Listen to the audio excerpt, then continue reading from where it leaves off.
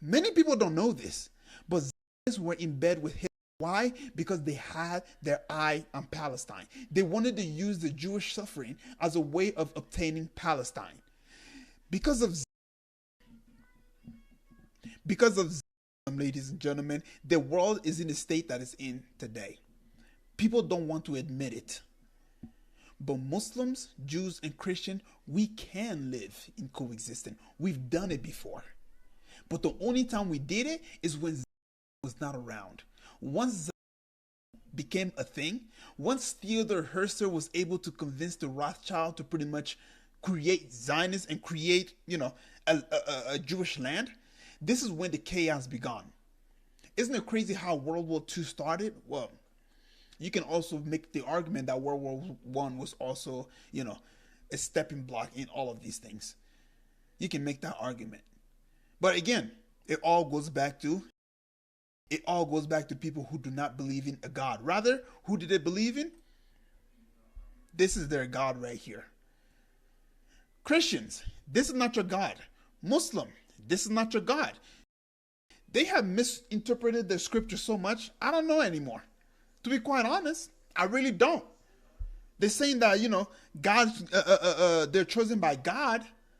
That's what they say.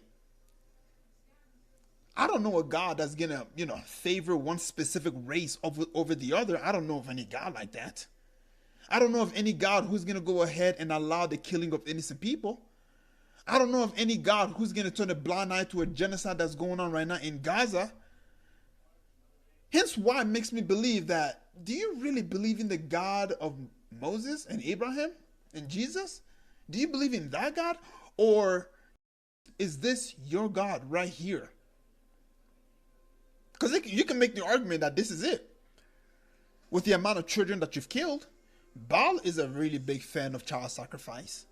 With the amount of bloodshed that you've caused, I'm sure Baal is a big supporter of you committing all these atrocities all over the world. Everything that the Jews have been doing for the past 20th and the 21st century, you can attribute it to pretty much Baal. That these people worship Baal. Now, am I making the claim that that's what they're doing? No, but what I'm saying is that their actions have become extremely indistinguishable for something that Baal will want. That's the argument that I'm trying to make. Hence why you have this right here. Now you have Christians and the Jews throwing chairs at each other. What happened to the Judeo-Christian idea? It just goes right out the door when you step foot in Israel.